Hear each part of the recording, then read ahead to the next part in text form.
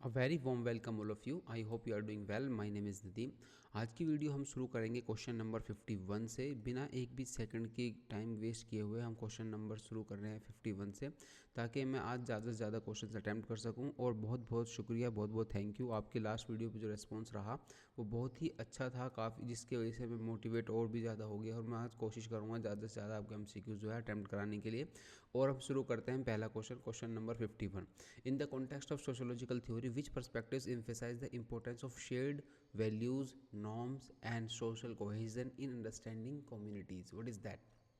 Conflict theory, structural functionalism, symbolic interactionism या post modernism. देखो ये तो बिल्कुल नहीं, ये नहीं है, ये नहीं है, और ये भी सिंबॉलिक इंटरेक्शनिज्म ये नहीं है। तो इसका आंसर क्या है हमारा? Structural functionalism. ओके, आगे बढ़ते हैं क्वेश्चन नंबर 52 की तरफ। What is the term for the community characterized by high degree of social integration, strong interpersonal bonds, and sense of collective identity? The term for the community characterized by high degree of social integration है, strong interpersonal bonds हैं, and sense of collective identity है। ये क्या है? ये कौन सी term है? Option ए जेमिशाफ्ट, और उसके बाद ऑप्शन बी डिसलशाफ्ट, या सी टोनीज, एफ डी वेबेरियन कम्युनिटी। इसका जो आंसर था वो आंसर फर्स्ट ही है। इसका आंसर ये है हमारा जेमिनी साफ्ट, है ना, जेमिन शाफ्ट। आगे बढ़ते हैं क्वेश्चन नंबर 53 की तरफ। क्वेश्चन नंबर 53 कहता है कि इन कम्युनिटी स्टडीज़, यानी कि जब हम कम्युनिटी की पढ़ाई करते हैं, what concept refers to the interconnectedness and interdependence among individual and group with in a community? वो क्या है? आपके ऑप्शन ए हैं social capital, B cultural relativism, या सी सोशल स्ट्रेटिफिकेशन, या डी अनोमी। देखो मैं इसमें सबसे मोस्ट रिलेवेंट जो आंसर है इसका सोशल कैपिटल में ये है, इंटरकनेक्टेडनेस है, इंटरडिपेंडेंस है, और इंडिविजुअल का ग्रुप का विद इन कम्युनिटी। ठीक है, ये it could be a definition for social capital. तो इसका सही आंसर क्या है? Social capital. देखो stratification is a different thing, cultural relativism is a different thing, anomie is a different thing. और अनोमी के बारे में आपसे क्वेश्चन भी बन सकता है, जो कि ML दरखेम ने दिया था ये कंसेप्ट, जिसका मतलब होता है कि जब नॉर्मलेसनेस हो जाती है सोसाइटी के अंदर, तो उस कंडीशन को बोलते हैं एनोमी। ओके, आगे बढ़ते हैं क्वेश्चन नंबर 54 की तरफ। According to ML Durkheim, what type of solidarity is most likely to be found in traditional close knit community where individual share similar beliefs and values? वो क्या होती है? आपके सामने ऑप्शन ए है organic solidarity, B mechanical solidarity, collective solidarity, और individual solidarity. इसका ये तो कोई होती ही नहीं है, मतलब इंडिविजुअल सोलिडेरिटी तो इतना ज़्यादा इसका इतना महत्व नहीं है। पहला क्या है? Organic solidarity. बी है मैकेनिकल सोलिडेरिटी। इसमें पूछा है कि solidarity most likely to be found in traditional, है ना, ट्रेडिशनल की बात कर रही है, क्लोज निट की बात कर रही है, close knit community with individual share similar beliefs and values, तो वो होती है हमारी मैकेनिकल सोलिडेरिटी। ओके, इसका सही आंसर है हमारा बी मैकेनिकल सोलिडेरिटी। बढ़ेगी क्वेश्चन नंबर 55 की तरह। Question number 55, what is the term is used to describe a process by which individuals और group with similar characteristics move to into a neighbourhood leading to a change in the community social and economic makeup? देखो कितना प्यारा question है। इसमें क्या पूछा है? Term पूछी है, कौन सी जो डिस्क्राइब करती है उस प्रोसेस को जिसमें इंडिविजुअल और ग्रुप जब सिमिलर कैरेक्टरिस्टिक्स के साथ मूव करते हैं किसी पड़ोस में, किसी नेबरहुड में, to leading a change in the communities social and economic makeup. उसको क्या बोलते हैं? Gentrification, option A, option B segregation, option C homophily, option D urbanization. मैंने आपके इसके बारे में पहले भी बताया था, जिसमें कि हमें सिमिलर कैरेक्टरिस्टिक्स की बात हो रही है। देखो क्या पूछा? सिमिलर कैरेक्टरिस्टिक्स हैं किसी पर्टिकुलर इंडिविजुअल के या ग्रुप के, वो उसी तरीके के पड़ोस में, उसी तरीके के मोहल्ले में रहना चाहता है, लीड करना चाहता है, change leading to change in community social and economic makeup, है ना। तो इसका सही आंसर क्या होगा? सिमिलर कैरेक्टरिस्टिक्स के साथ जब मूव करते हैं तो उसका होमोफाइली। ओके, क्वेश्चन नंबर 56 की तरफ बढ़ते हैं। Question number 56, in the study of community development what is the term for the intentional and systematic efforts to empower local residents and enhance their decision making ability? Option A community organising, participatory action research, social engineering, या ethnographic exploration. देखो बिल्कुल इसमें बहुत आप इसको eliminate भी करके इसका आंसर निकाल सकते थे। एथनोग्राफिक एक्सप्लोरेशन वो नहीं होती है, क्योंकि इसमें पूछा है कम्युनिटी की डेवलपमेंट करना है, इंटेंशनली सिस्टमेटिक एफर्ट करने हैं। क्या करना है? सिस्टमेटिक एफर्ट करने हैं। यानी कि अगर आप मेथड देखोगे, सोशल वर्क के मेथड देखोगे, there are 6 methods, namely case work, group work, community organisation, social action, social welfare administration and social research. ये क्या है, हमारे मेथड्स हैं। तो इसमें जो हमारा थर्ड मेथड जो मैंने आपको बोला कम्युनिटी ऑर्गेनाइजेशन, ये कम्युनिटी प्रैक्टिस, वही एक है systematic effort to empower local resident and enhance their decision making ability. तो वो होता है हमारा ऑप्शन ए, कम्युनिटी ऑर्गेनाइजेशन या कम्युनिटी प्रैक्टिस। क्योंकि पार्टिसिपेटरी एक्शन रिसर्च वो नहीं है ना, सोशल इंजीनियरिंग है। ओके, आगे बढ़ते हैं क्वेश्चन नंबर 57 की तरफ। क्वेश्चन नंबर 57 है, क्वेश्चन नंबर 57 बात करता है हमारे सामने, what concept coin by Ferdinand Tonnies contrast a community characterized by a close personal relationship and a sense of Gemeinschaft with a more impersonal goal oriented society। आपके सामने option है modernisation, rationalisation या फिर जेसलसाफ्ट या फिर जेमनीसाफ्ट। इसका आंसर जो है जो इन्होंने टर्म कॉइन की थी वो थी हमारी जेसलसाफ्ट। ओके, आगे बढ़ते हैं क्वेश्चन नंबर 58 की तरफ। Question number 58, according to Robert Putnam what term describe the decline in a social connectedness and community engagement with modern societies, है ना। इसमें क्या बात कर रहा है वो, डिक्लाइन हो रहा है, किस में डिक्लाइन हो रहा है, सोशल कनेक्टेडनेस में डिक्लाइन हो रहा है, कम्युनिटी इंगेजमेंट में with in a modern societies. Okay, ये अकॉर्डिंग टू रॉबर्ट पुटमैन। वो कौन सी टर्म है जो इस चीज़ को डिफाइन करती है, सोशल कैपिटल नहीं, वो तो नहीं है। आगे बढ़ते हैं, bowling alone phenomenon, okay, anomie या फिर कलेक्टिव एफरवेसिन। अब देखो इसमें इसका जो आंसर है एनोमी नहीं हो सकता, है ना, एनोमी नहीं है इसका आंसर, सोशल कैपिटल नहीं है। तो हमारे सामने दो ऑप्शन बचते हैं, बाउलिंग अलोन फिनोमिनन और कलेक्टिव एफरवेसिन। देखो इसका ये मतलब इसका भी ये नहीं है, इसका जो सही आंसर है हमारा वो है bowling alone phenomenon. Okay, question number 58। आगे बढ़ते हैं क्वेश्चन नंबर 59 की तरफ। अगर मैं इनको डिस्क्राइब करूँगा तो एमसीक्यूज कम अटेम्प्ट कर पाएंगे, इसलिए हम जो है जल्दी से क्वेश्चन अटेम्प्ट कर लेते हैं। Question number 59, what is the term for the community's ability to collect, achieve its goal, maintain social order and adapt to change, है ना। वो टर्म क्या कहलाती है, आपके सामने ऑप्शन है कम्युनिटी रेजिलेंस, स्ट्रक्चरल सोलिडेरिटी या फिर आपके सामने है सोशल एफिकेसी या सिविक कैपेसिटी। अब आप कंफ्यूज हो सकते हैं इसको लेकर, क्योंकि सोशियोलॉजिकल टर्म है, आप इसमें कंफ्यूज ना हो जाएं, इसलिए मैं आपको थोड़ा क्लियर कर देता हूँ। इसमें स्ट्रक्चरल सोलिडेरिटी की बात नहीं, क्योंकि इसमें क्या बात चल रही है, इसमें कलेक्टिव अचीव करना है, गोल्स मेंटेन करना है, सोशल ऑर्डर अडेप्ट करना है। अगर कोई चेंज आता है सोसाइटी में तो उसको अडेप्ट कर लेना है, ठीक है। ये क्या है, कम्युनिटी की एबिलिटी है। तो इसके लिए टर्म जो है वो स्ट्रक्चरल सोलिडेरिटी नहीं है, सोशल एफिकेसी भी नहीं है और सिविक कैपेसिटी भी नहीं है।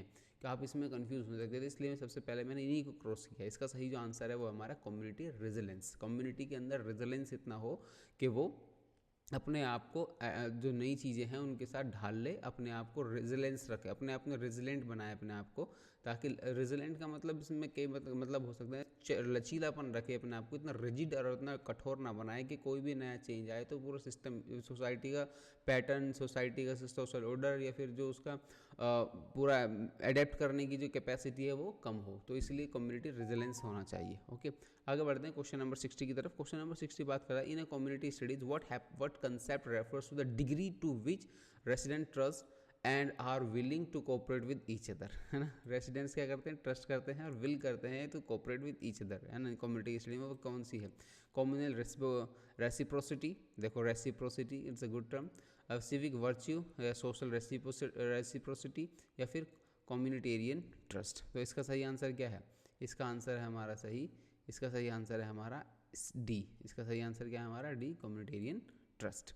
आगे बढ़ते हैं, मतलब ये ट्रस्ट है एक दूसरे का, अगर हम अभी हमारे साथ कुछ बुरा है तो अभी ये लोग हमारे साथ हेल्प कर रहे हैं, जब इनके साथ कुछ ऐसा होगा तो हम भी साथ रहेंगे। इस तरीके के ट्रस्ट है जिसमें वो एक दूसरे के हेल्प करते हैं, आस पड़ोस में एक दूसरे को इतना पर्सनली या डीपली जानने बगैर भी बस एक नेबरहुड के बिहाफ पर या फिर साथ रहते हैं या फिर कोई दुख में है तो वो उस तरीके का जो इमोशंस है, जो सेंस है, वो जो है वो डिग्री है वो कहलाती है कम्युनिटेरियन ट्रस्ट। आगे बढ़ते हैं क्वेश्चन नंबर 61 की तरफ।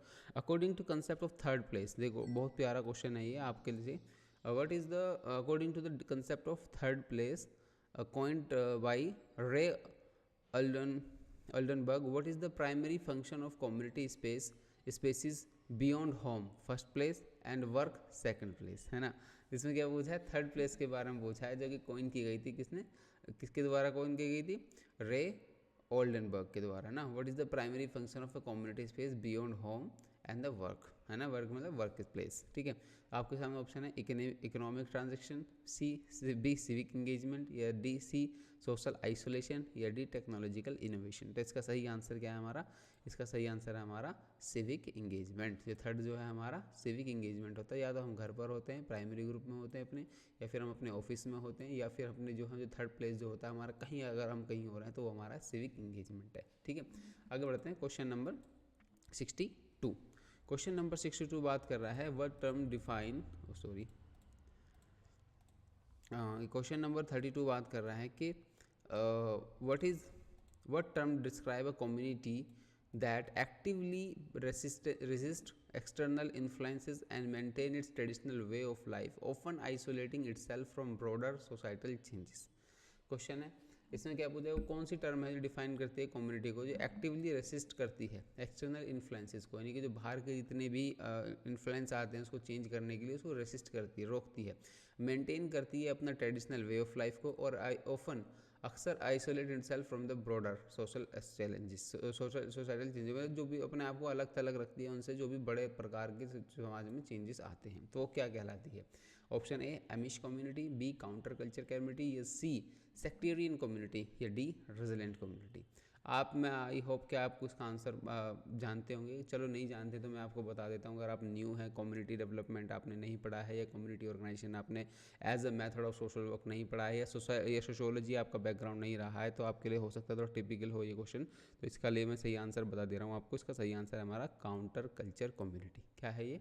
Counter culture community, okay.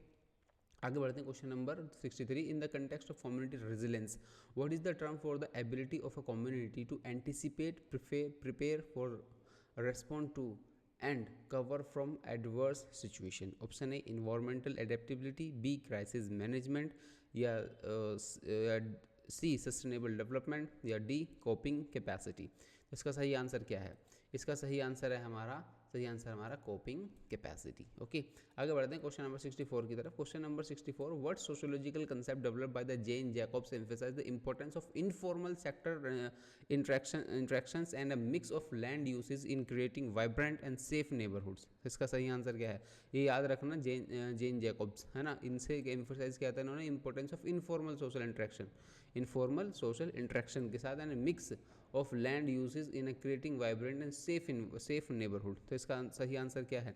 इसका सही आंसर है हमारा सोशल इकोलॉजी, है ना। सोशल इकोलॉजी के बारे में मैं आपसे ये भी चाहूँगा कि आप जो है इसको एक बार गूगल भी सर्च करके थोड़ा सा इसके बारे में और पढ़ लें, ताकि आपको अगर क्वेश्चन 12 से कहीं और थोड़ा लेवल से थोड़ा चेंज होकर बनता है, क्वेश्चन रिफ्रेम होता है अलग लैंग्वेज में, तो आप समझ पाएंगे, ठीक है।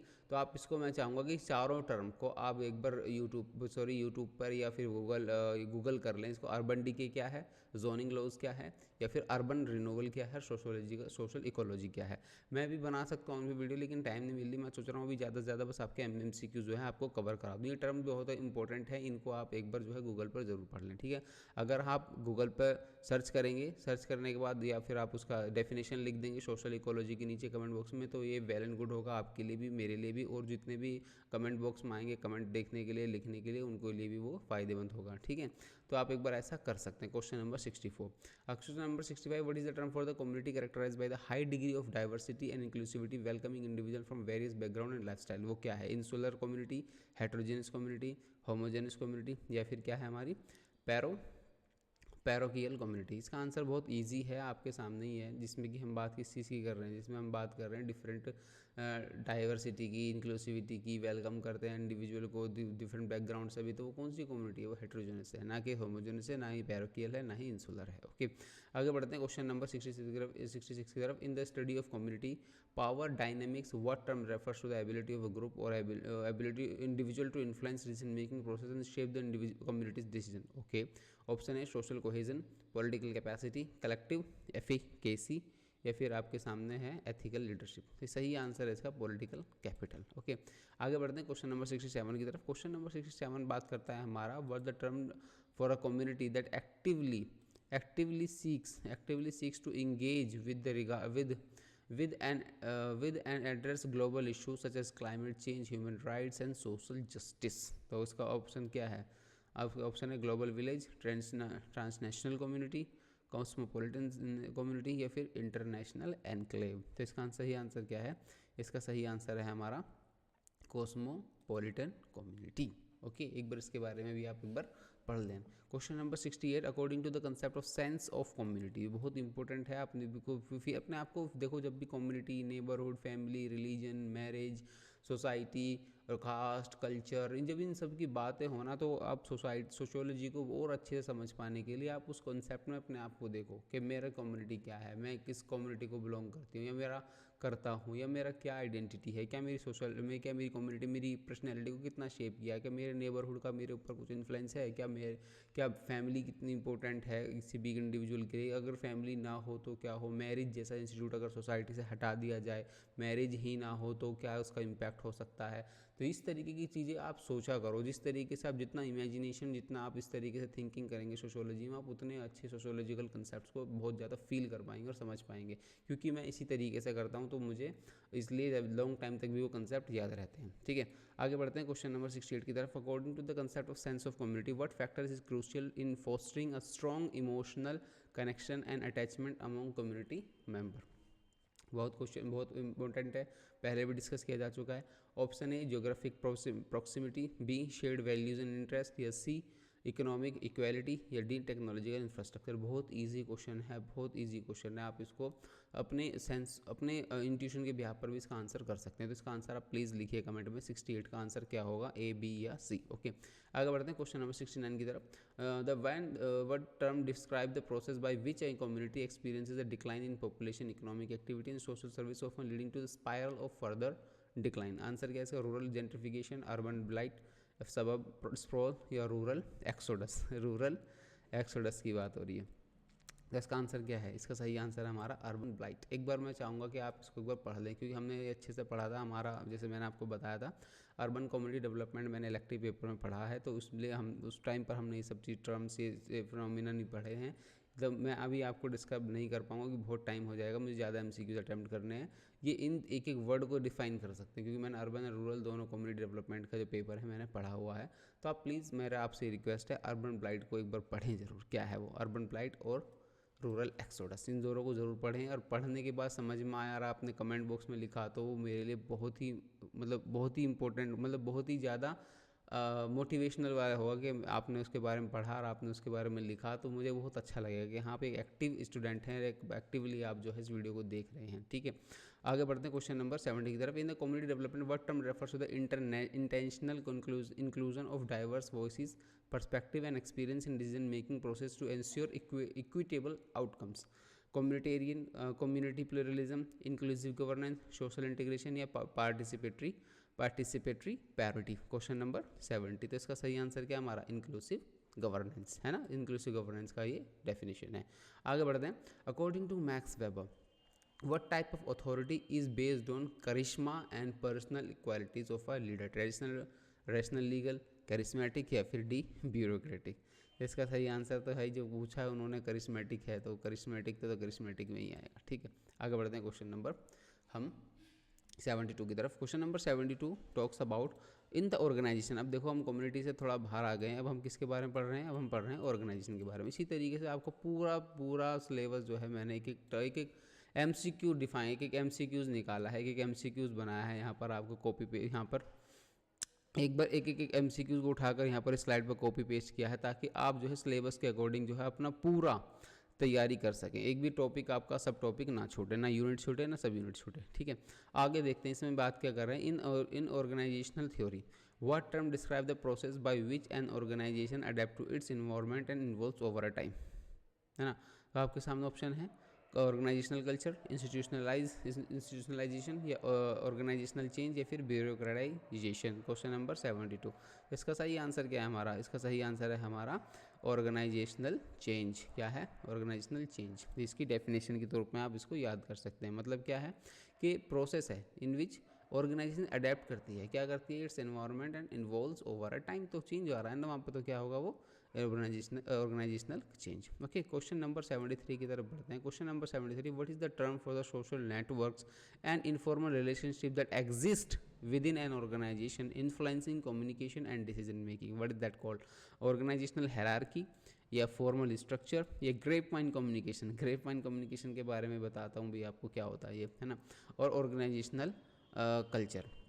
इसका सही आंसर है हमारा grapevine communication. Grapevine communication का मतलब वो होता है ऐसी कम्युनिकेशन जो कि इनफॉर्मल होती है, इनफॉर्मल कम्युनिकेशन होती है, और इसमें वो भी जैसे एक तरीके से अब मैं एक वर्ड में अगर आपको समझाना चाहूँ तो आप समझ सकते हैं काइंड ऑफ चुगली वगैरह करना, चुप चुप बातें करना, शांति से बात तो मतलब दुब के साइड से हट के बात करना, मतलब ज़्यादा चीज़ों को प्लेटफॉर्म पे बात ना करके हम साइड से अलग चीज़ों को बात करें, छुप करके बात करना, है ना, तो उसको बोलते हैं ग्रुप माइंड कम्युनिकेशन, है ना। तो इसका आंसर क्या है हमारा सी। तो आपका ऑप्शन है जो डिसीजन मेकिंग इन्फ्लुएंस करती है, अगर बाद में पीछे आप बातें करते हैं वगैरह वगैरह डिसीजन के बाद। तो आपके सामने question number 74, according to the concept of organizational culture what term describe the shared beliefs, values, norms that shape the behaviour of individuals with in an organization. Sub culture, counter culture, dominant culture, या फिर organizational climate. बहुत आसान है, बहुत अच्छा question है आप सभी के सामने। इसका क्या मतलब है, जब इसमें शेप कर दिया तो इसमें क्या है, वो क्या है, डोमिनेंट कल्चर है, जो कि इंडिविजुअल के बिहेवियर को चेंज कर रहा है, उसके बिलीफ को चेंज कर रहा है, वैल्यूज़ को चेंज कर रहा है, शेप कर रहा है ऑर्गेनाइजेशन के अंदर। तो वो क्या होता है, कल्चर जो ऑर्गेनाइजेशन का कल्चर है वो डोमिनेंट कल्चर है। आगे बढ़ते हैं क्वेश्चन नंबर 75 की तरफ। Question number 75, what term is used to describe the process of assigning specific tasks and responsibilities to individual within an organization? Okay, division of labor, centralization, decentralization, bureaucratization. बहुत easy है, देखो बहुत easy है, मतलब आप तो इसका आप ही मुझे इसका आंसर दें, बहुत इजी है ना। डिस्क्राइब करना है assigning specific task and responsibility to individual and organization, तो क्या कहलाता है वो, ए बी सी या डी। ठीक है, आप इसका आंसर मुझे जरूर बताएंगे कमेंट बॉक्स में। क्वेश्चन नंबर 75 जो इजी है बस उनको ही मैं आपसे पूछ रहा हूँ। In the context of in organizational sociology, अभी ऑर्गेनाइजेशनल सोशियोलॉजी की बात कर रही है, what is the term for the unintended and often negative consequences of an organization's action. क्या है वो, फॉर्मलाइजेशन, ब्यूरोक्राइजेशन, इनर्शिया, या बी सी ऑर्गेनाइजेशनल डिसफंक्शंस, या फिर डी है आपको सामने। डी हम देख लेते हैं अगर आप कहते हैं, बाकी इसकी ज़रूरत है नहीं डी देखने की। इसका आंसर जो हमारा सही है, जो हमारा सी है, क्योंकि ऑर्गेनाइजेशनल डिसफंक्शंस है। द टर्म फॉर अनइंटेंडेड है, ऑफन नेगेटिव कॉन्सिक्वेंसेज लाती है ऑर्गेनाइजेशन के एक्शन में, तो वो है ऑर्गेनाइजेशनल डिसफंक्शन। ओके, आगे बढ़ते हैं क्वेश्चन नंबर 77 की तरफ। क्वेश्चन नंबर 77 में पूछा है what concept introduced by Michael फुको describe the subtle and pervasive mechanism of power that operate with organization, influence करता है इंडिविजुअल के बिहेवियर को और एटीट्यूड को। ऑर्गेनाइजेशनल रेजिस्टेंस, पैनोप्टिसिज्म, ब्यूरोक्रेटिक सर्विलेंस, या discipline and punishment. Question number 77 का जो सही आंसर है वो है हमारा पैनोप्टिसिज्म। इसमें देखो पैनोप्टिसिज्म की डेफिनेशन है, जिसमें अकॉर्डिंग टू माइकल फोको जिन्होंने इंट्रोड्यूस किया था, इसमें क्या डिस्क्राइब करता है, सब्टल एंड परवेसिव, है ना, pervasive mechanism of power that operates within organization, influence करता है इंडिविजुअल के बिहेवियर को और एटीट्यूड को, उसको बोलते हैं पैनोप्टिसिज्म। आगे बढ़ते हैं क्वेश्चन नंबर 78 की तरफ। In the study of organizational behaviour, ठीक है, in the study of organizational behaviour what term refer to the tendency of individual to exert the less effort when working in a group compare to working alone. Very good question. पहला group think, social loafing, collective efficacy, या D organizational deviance. ये आपने खूब देखा होगा, आपने कभी भी ग्रुप में कोई असाइनमेंट बनाए होंगे, या ग्रुप में कोई ड्राइंग बनाई होगी, या ड्राइंग में कभी ग्रुप में कोई प्रोजेक्ट किया होगा, तो इसमें बहुत ज़्यादा चांसेस हो जाते हैं किस चीज़ के, सोशल लॉफिंग के।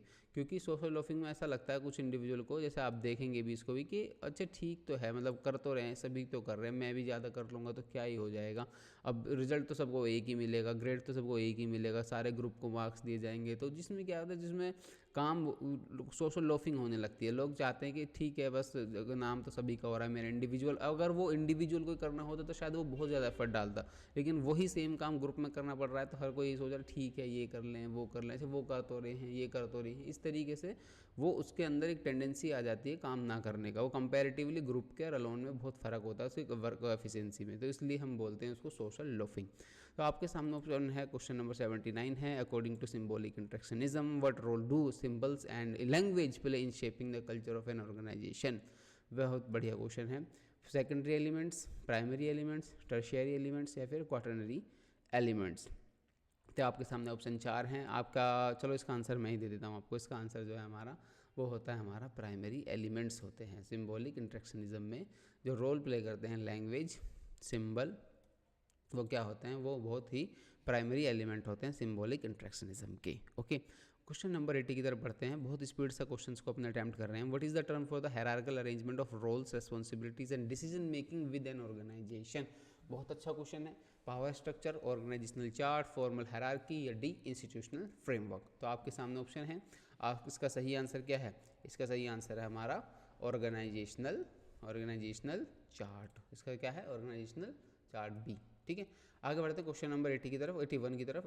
What term is used to describe the culture, perspective, beliefs, norms that are considered the most essential and central to the society's identity। आप देखो कितना अच्छा क्वेश्चन पूछा है। Cultural universalism, cultural relativism, cultural prototypes हैं, या फिर है कल्चर।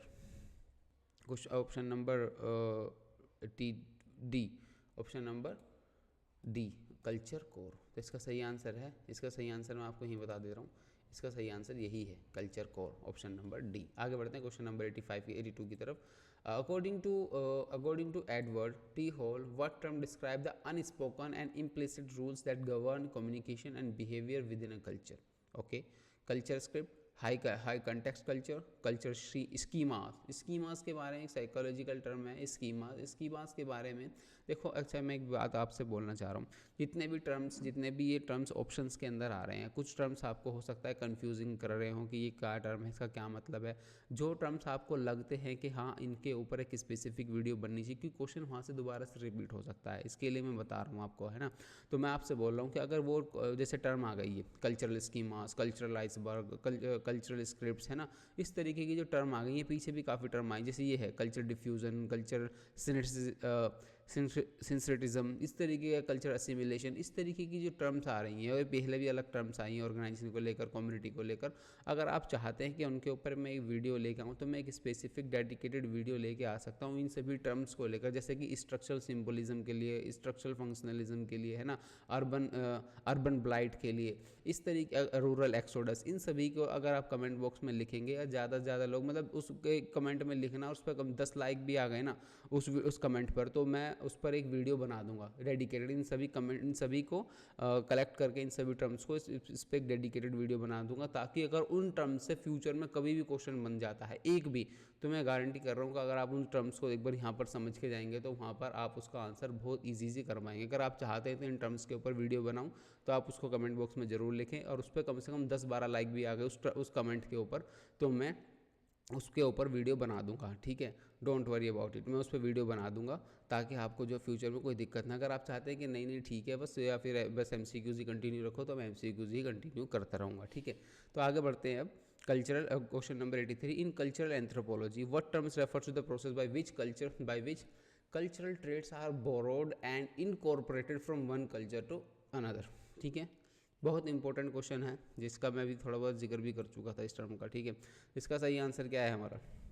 इसका सही आंसर है हमारा कल्चरल डिफ्यूज़न। जब एक जगह से कोई कल्चर है, कोई भी एक प्रैक्टिस है, मान के चलो एग्जांपल के तौर पर, इतना हम डिटेल में नहीं जाएंगे, मान के चलो लिव इन रिलेशनशिप, है ना, लिव इन रिलेशनशिप एक पर्टिकुलर मान के चलो कि वेस्ट का कंसेप्ट है ना। अभी कुछ ट्राइबल्स में भी देखा गया है, मतलब हमारे नॉर्थ ईस्ट के जो ट्राइब्स हैं उनमें भी देखे गई ये प्रैक्टिस। बट अभी मान के चलते हैं एग्जांपल के तौर पर कि कल्चर डिफ्यूजन क्या है। मान के चलो लिव इन रिलेशनशिप सिर्फ वेस्टर्न कंट्रीज़ के अंदर ही था, लेकिन उसके बाद वहाँ से क्या हुआ, थोड़ी धीरे धीरे मूव होने लगा, जो कि मिडिल ईस्ट में आया। मिडिल ईस्ट के बाद सीधा हमारा एशिया के अंदर जो है ये आने लगा, और ये मतलब ये कल्चर आम होने लगा और कॉमन हो गया। ठीक है, लिव इन रिलेशनशिप का। ठीक है, तो अब इसमें हमारा जो एक प्लेस से दूसरे प्लेस पर जो हमारा ये जो हुआ है, कोई कल्चर पर्टिकुलर प्रमोट हुआ है या गया है, तो उसको हम बोलते हैं यहाँ पर कल्चरल डिफ्यूज़न। आपको समझ में आएगा, कोई चीज़ जहाँ से ओरिजिन हुई है वहाँ से आगे की तरफ फैलना, आगे की तरफ बढ़ना, उसको बोलते हैं हम कल्चरल डिफ्यूज़न। ओके, जैसे इसमें लिखा हुआ है which traits are borrowed and incorporated from one culture to another. ठीक है, तो इसको बोलते हैं हम कल्चरल डिफ्यूजन। आगे बढ़ते हैं क्वेश्चन नंबर 84 की तरफ। That what term introduced by Clifford Geertz describe the interpretation of symbols with in a cultural context to understand the deeper meaning attach to them. बहुत अच्छा क्वेश्चन है। Question number A, option number A cultural ecology, B symbolic anthropology, C cultural hermeneutics या D ethnographic interpretation. तो question number 84 का जो सही answer है हमारा वो है सिम्बॉलिक एंथ्रोपोलॉजी।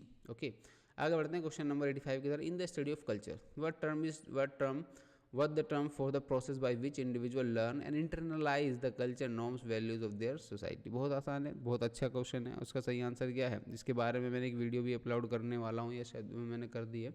उसके बारे में कल्चर से रिलेटेड जितनी भी टर्म्स हैं मैंने उसमें डिफाइन की हैं, ठीक है। तो वो है कल्चरल एंड कल्चरेशन। ओके, आगे बढ़ते हैं क्वेश्चन नंबर 86 की तरफ। क्वेश्चन नंबर 86 व्हाट इज, अब मैं चाहता हूँ ऑप्शन भी कम ही पढ़ूँ ताकि आप आंसर ज़्यादा अटैम्प्ट कर सकें। Which anthropological concept emphasize the idea that culture shapes and influence the way of individual perceive interpret the world and around them. बिल्कुल सही बात है। तो इसमें पूछा वो टर्म क्या है, कल्चर डिटर्मिनिज्म, कल्चर रिलेटिविज्म, या फिर कल्चर रिलेटिविज्म। ऑप्शन आगे बढ़ते हैं, इसका सही आंसर यही है, अराउंड द वर्ल्ड से the cultural determinism. Okay, question number 87 की तरफ बढ़ते हैं। क्वेश्चन नंबर 87 बात करता है what term describe the tendency to जज other culture by standard by their own culture. तो मैंने कितनी बार बताया आपको, है ना, बहुत आसान है। Culture ethnocentrism according to Geert Hofstede what cultural dimensions reflect the degree to which a society values traditional gender roles and expectations, masculinity, femininity, power distance index, individual collectivism, uncertainty and avoidance. तो इसका सही answer क्या है, इसका सही answer है हमारा masculinity and femininity, क्योंकि जेंडर रोल्स और एक्सपेक्टेशंस की बात हो रही है। आगे बढ़ते हैं क्वेश्चन नंबर 89 की तरफ। What is the term for the believe that one's own culture is superior to other and should be used as standard for the evaluating other judging the other culture. तो इसका सही answer क्या है, culture imperialism, culture relativism, culture sensitivism या culture exceptionalism. इसका सही answer है हमारा कल्चरल इंपीरियलिज्म, जिसमें इंपीरियलिज्म की बात कर रहा है कि उसी का कल्चर डोमिनेंट होना चाहिए, उसी का कल्चर फैलना चाहिए, उसी के कल्चर को सबको फॉलो करना चाहिए। तो वो क्या कर रहा है, इंपीरियलिज्म की नीति अपना रहे हैं अपने कल्चर को फैलाने के लिए। तो सही ऑप्शन हमारे बढ़ते हैं क्वेश्चन नंबर 90 की तरफ। In cultural anthropology what term refers to the observable artifact behaviour and practice of a culture. Culture materialism, सीधा आंसर बदलता हूँ मैं इसका, ठीक है, क्योंकि बहुत टाइम हो रहा है। कल्चर मैनिफेस्टेशन, इसका सही आंसर क्या है हमारा, कल्चर मैनिफेस्टेशन। कल्चर मैनिफेस्टेशन की ये टर्म है, ये डेफिनेशन है, आप एक बार उसको जरूर पढ़ लेना, ठीक है। What is the concept of introduce by the पेरे but they will describe the ways in which individual acquire and use cultural knowledge to gain social advantage। इसका सही आंसर है हमारा कल्चरल कैपिटल, ऑप्शन ए ही इसका सही answer है हमारा, ठीक है। आगे बढ़ते हैं क्वेश्चन नंबर 92 की तरफ। क्वेश्चन नंबर 92 बात करता है in the study of culture what is the term for the process by which cultural elements is transformed and updated over a time retaining some of its origin meaning. तो इसका सही answer क्या हमारा, इसका सही आंसर हमारा culture रीएप्रोप्रिएशन। सही answer क्या है, कल्चर रीएप्रोप्रिएशन, इसका सही है रीएप्रोप्रिएशन। इसकी डेफिनेशन एक बार पढ़ लेना, जिसमें कल्चर एलिमेंट जो है ट्रांसफॉर्म हुए हैं, अडॉप्ट हुए हैं ओवर अ टाइम, और रिटेन किया है सम ऑफ इट्स ओरिजिन मीनिंग, यानी जो अपने पुराने थे वही उनको कुछ भी वो भी रखे हैं, जो नए आए हैं उनको भी इंट्रोड्यूस कर लिया आपने उसके अंदर, तो उसको बोलते हैं कल्चर रीएप्रोप्रिएशन। आगे बढ़ते हैं क्वेश्चन नंबर 1893 की तरफ। Question number 93 what term is used to describe the practice of incorporating elements of popular culture into everyday life and personal identity. तो इसका सही आंसर क्या है आपका, इसका सही आंसर है हमारा कल्चरल ब्रिकोलेज। क्या है, कल्चर ब्रिकोलेज। क्या है कल्चर ब्रिकोलेज, इसमें पॉपुलर कल्चर है into everyday life and personal identity, ठीक है। इनकॉर्पोरेट करता है elements of popular culture into everyday life and personal identity, इसको बोलते हैं कल्चर ब्रिकोलेज। बहुत अच्छा क्वेश्चन है, इसको आप एक बार रिलेट करके देखना, इसके बारे में गूगल पर सर्च करना, पिक्चर्स देखना इसके, आपको अच्छा लगेगा, ठीक है। आगे बढ़ते हैं। According to Noam Chomsky what term describe the inherent ability of humans to acquire language and generate an infinite number of meaningful sentences। उसको क्या बोलते हैं, ऑप्शन ए है आपका लिंग्विस्टिक इंपीरियलिज्म, नहीं ये तो नहीं है। Option B language acquisition device, ये सही इसका आंसर है, लैंग्वेज एक्विजिशन डिवाइस। ना क्वेश्चन नंबर 95 की तरफ बढ़ते हैं। क्वेश्चन नंबर 95 बात करता है हमारा in the context of culture anthropology what terms refer to the symbolic non material की बात करें, non material aspect of culture such as belief in values and norms that's called the culture superstructure. वो कल्चर का superstructure होता है जिसके ऊपर बेस्ड होते हैं सब अदर मटेरियल थिंग्स, ठीक है। क्वेश्चन नंबर 96 बात करता है what term is used to describe the study of how people use space and the meaning attach to the space by they inhabit. आपके ऑप्शन हैं कल्चरल ज्योग्राफी, इन्वायरमेंट डिटर्मिनिज्म, या फिर है कल्चरल टोपोग्राफी या spatial anthropology. इसका सही answer है हमारा कल्चरल जियोग्राफी। कल्चरल जियोग्राफी, क्योंकि इनहेबिटेड की बात चल रही है तो कल्चरल जियोग्राफी।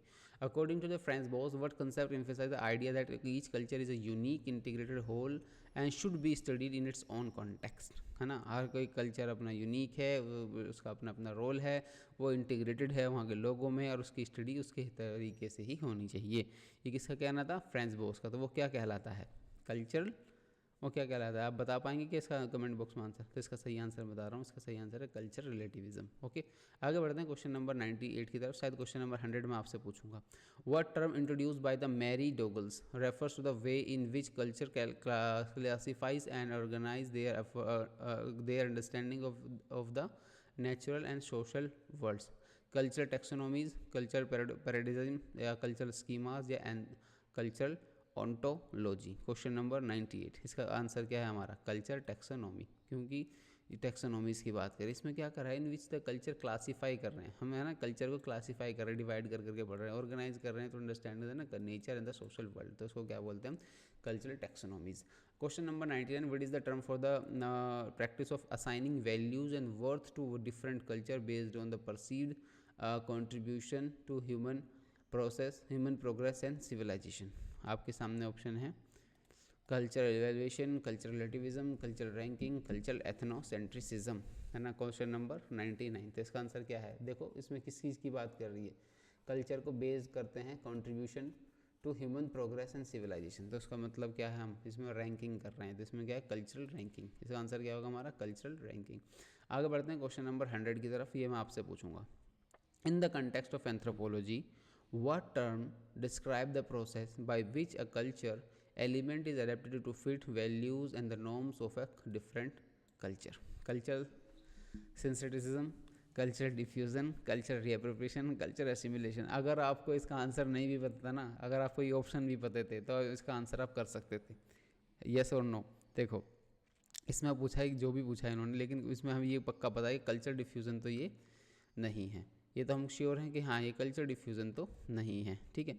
कल्चर रीअप्रोप्रिएशन भी नहीं है, क्योंकि अभी हमने पिछले 2 दिन स्लाइड पीछे क्वेश्चन में पढ़ा था कल्चर रीअप्रोप्रिएशन की क्या डिफरेंस होती है ना। ये वो भी नहीं है।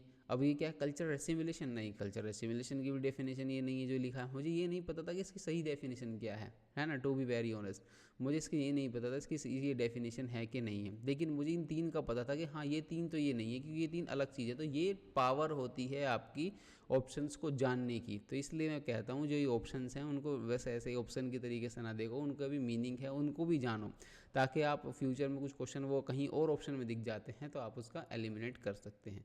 जैसे कि फॉर एग्जांपल के तौर पर अगर मैं आपसे पूछूं, जैसे भी आपसे पूछूं मैं कि यहाँ से चांद कितने किलोमीटर दूर है, ठीक है, तो कितना किलोमीटर दूर है, और उसमें मैंने लिख दिया अप्रॉक्स किलोमीटर, ऐसा कुछ करके मैंने डाल दिया, आपके सामने ऑप्शन रख दिया मैंने। अब जो ऑप्शन है ना वो उसको इजी बनाते हैं, उसको एमसीक्यूज़ को, या फिर उसको बहुत टफ बना सकते हैं। जैसे कि अगर मैं आपसे पूछूं ऑप्शन ए, चांद यहाँ से 2 किलोमीटर दूर है, ऑप्शन बी, चांद यहाँ से 3 किलोमीटर दूर है, ऑप्शन डी, चांद यहाँ से 13 किलोमीटर दूर है, ये ऑप्शन सी 13 किलोमीटर दूर है, ऑप्शन डी यहाँ से 1,71,500 समथिंग कुछ किलोमीटर दूर है।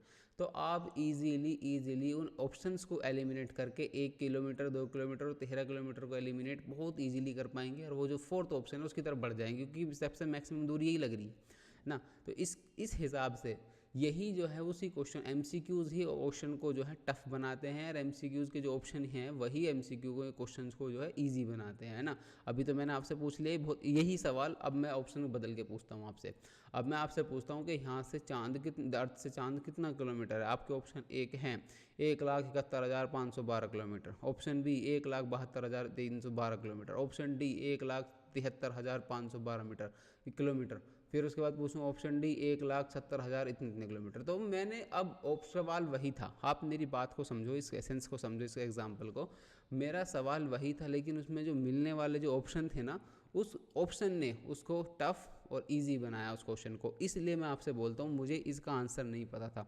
इस इन कल्चरल एंथ्रोपोलॉजी का जो टर्म है इसका आंसर मुझे नहीं पता था, लेकिन मुझे ये 3 ऑप्शन ज़रूर पता था कि हाँ ये तो ये नहीं है। तो मुझे आंसर्स का क्या मिल गया, इसका मुझे आंसर यहाँ से ऑटोमेटिकली मिल गया। तो इसका सही आंसर क्या है हमारा, कल्चरल सिंसेटिज्म। ठीक है, ये हो गया। तो आई होप आपको ये वीडियो पसंद आई है। इसमें मैंने 50 MCQs अटैम्प्ट किए हैं। अब जल्द से जल्द और भी लाऊंगा। अब नेक्स्ट वीडियो में कोशिश करूंगा मैं 100 MCQ लेकर के आ जाऊँ। अभी तो टाइम नहीं मिल पाया, बाकी मैं कोशिश पूरी कर रहा हूँ। अभी मेरी आंखें भी जल रही हैं, पूरे 8 घंटे डिस्प्ले देखने के बाद वहाँ ऑफिस में, उसके बाद घर पर आकर रिकॉर्ड करना, थके हारे सब कुछ उस मैनेज में सब चीज़ें मैनेज कर रहा हूँ। बस जैसे भी है आप प्लीज़ सपोर्ट करो, लाइक करो। मैं चाहता हूँ आप अच्छे से अच्छे एडमिशन ले पाएँ कॉलेज में और अपना करियर बना पाएँ, और MSW में अच्छे से अच्छे चीज़ों को जानकारी आपको हो, और आप जो है अब अच्छे ग्रोथ में अच्छी ग्रोथ कर पाएँ। ठीक है, तो अभी तो फिलहाल इस वीडियो को मैं एंड करता हूँ यहीं पर। और जो भी मैंने आपसे क्वेश्चंस पूछे हैं आप उसका प्लीज़ कमेंट बॉक्स में आंसर देना। वीडियो को लाइक ज़रूर करना, शेयर ज़रूर करना, सब्सक्राइब करना। ठीक है, सिर्फ यही है, बाकी और तो कुछ नहीं है। So thank you so much for being here. मिलते हैं नेक्स्ट वीडियो में। Bye bye.